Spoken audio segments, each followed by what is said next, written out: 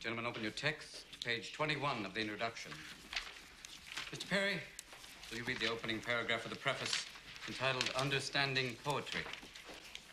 Understanding Poetry by Dr. J. Evans Pritchard, Ph.D. To fully understand poetry, we must first be fluent with its meter, rhyme, and figures of speech. Then ask two questions. One, how artfully has the objective of the poem been rendered? And two, how important is that objective?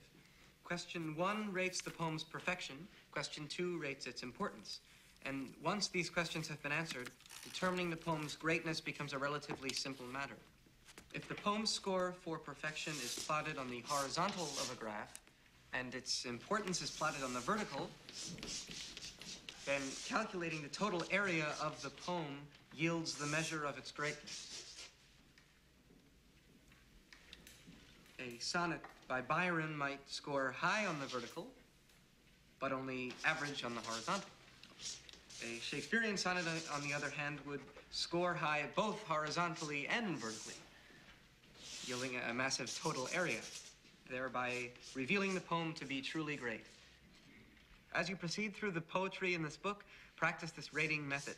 As your ability to evaluate poems in this manner grows, so will your enjoyment and understanding of poetry.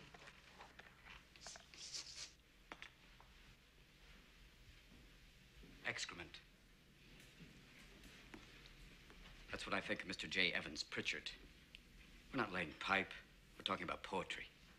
I mean, how can you describe poetry like American Bandstand? Well, I like Byron. I give him a 42, but I can't dance to it. Now, I want you to rip out that page. Go on. Rip out the entire page. You heard me. Rip it out. Rip it out! Go on. Rip it out! Thank you, Mr. Dalton. Gentlemen, tell you what, don't just tear out that page. Tear out the entire introduction. I want it gone. History. Leave nothing of it. Rip it out. Rip! Be gone, J. Evans Pritchard, Ph.D. Rip, shred, tear, rip it out. I want to hear nothing but ripping of Mr. Pritchard. We'll perforate it. Put it on a roll. Not the Bible. You're not going to go to hell for this. Go on. Make a clean tear. I want nothing left of it. Shouldn't be doing this. Rip it out. Rip!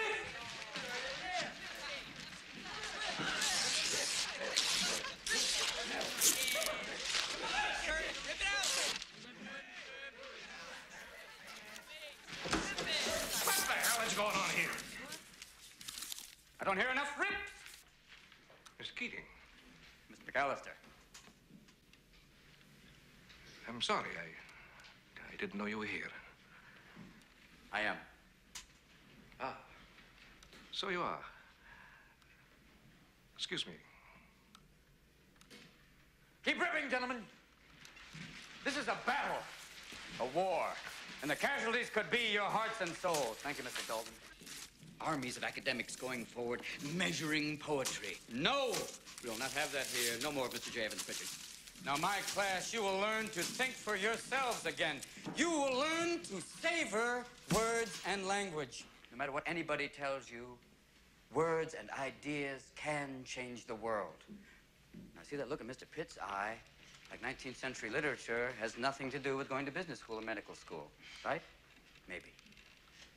Mr. Hopkins, you may agree with them, thinking, yes, we should simply study our Mr. Pritchard and learn our rhyme and meter and go quietly about the business of achieving other ambitions. I have a little secret for you. Huddle up. Huddle up!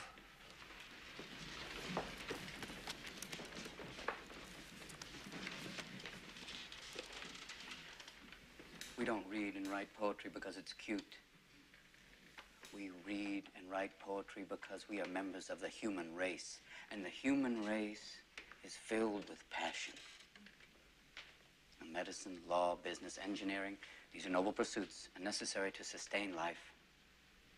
But poetry, beauty, romance, love, these are what we stay alive for.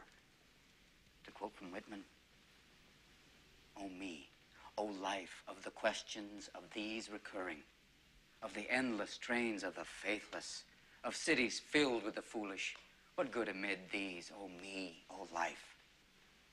Answer, that you are here, that life exists and identity, that the powerful play goes on and you may contribute a verse. That the powerful play goes on and you may contribute a verse.